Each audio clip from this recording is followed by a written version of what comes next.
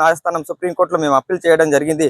కాకపోతే 1976లో ఎమర్జెన్సీ పాలన, ఆ ఎమర్జెన్సీ పాలనలో ఎటువంటి శాసనసభలు పార్లమెంటు వ్యవస్థ ఉండదు, ప్రజాపాలన లేదు ఆ రోజు. కాబట్టి ఏదున్నా గానీ ఈ వలసవాదులు లంబాడీలు ఎస్టీలే కాదు, ఇల్లు ఆ తెలంగాణ రాష్ట్రంలో వలస లంబాడీలు ఎక్కడో రాజస్థాన్ నుంచి రావడం, ఇక్కడ ఉన్నటువంటి మా యొక్క ఉన్నటువంటి గిరిజన ఆదివాసీ సమాజంలో ఉన్నటువంటి పుట్టినటువంటి ఆదివాసీ బిడ్డల యొక్క విద్య, వైద్య, ఆరోగ్యం, ఉపాధి, ఉద్యోగాలు వీళ్ళంతా వాళ్ళే తీసుకుంటున్నటువంటి సందర్భాన్ని మేము గమనించినటువంటి సమాజం ఈరోజు యావత్ సమాజాన్ని కూడగొట్టుకొని మా దగ్గర ఉన్నటువంటి పూర్తి సమాచారంతో మేము ఇవాళ సమాజానికి అవగాహన పరిచి మేము ఈరోజు సుప్రీంకోర్టులో అప్పీల్ అయి ఉన్నాం.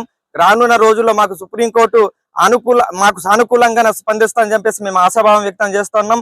ఆదివాసుల చరిత్ర అనేది మీరు తెలుసుకోండి. ఇవాళ ఇక్కడ ఉన్నటువంటి నిర్మల్ జిల్లాలో ఉన్నటువంటి రామ్జీ గోడ్ ని ఉరి తీశారు, ఇక్కడ ఉన్నటువంటి కుమరం భీమ్ ని అమరుడయ్యారు, అక్కడ ఉన్నటువంటి బీర్సా ముండా అమరుడయ్యారు. ఇలాంటి సమాజం ఆదివాసి సమాజం, ఆదివాసులు ఉన్నటువంటి రక్తం, ఆదివాసి అమరులను ఉన్నటువంటి రక్తం మేము ఎప్పటికీ నిర్వర్యం చేయం. అవి ఉద్యమాన్ని ముందుకు తీసుకెళ్దాం. ఖబర్దార్ అమర్ సింగ్ తిలవత్ గారు, మీరు వలసవాదులు, మీరు రాజస్థాన్ నుంచి వచ్చిన వాళ్ళు ఈ రోజు ఇక్కడ ఉన్నటువంటి రిజర్వేషన్ మీరు కొలగొడుతున్నారు. ఇవాళ రాజకీయం పబ్బం కోసం మీరు మాట్లాడతారా?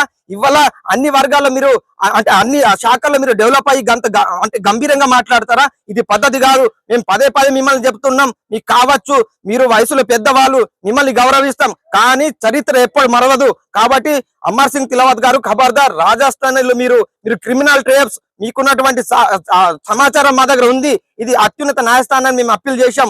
కాబట్టి అత్యున్నత న్యాయస్థానం మాకు సానుకూలంగా స్పందిస్తుందని చెప్పేసి మేము ఆశాభావం వ్యక్తం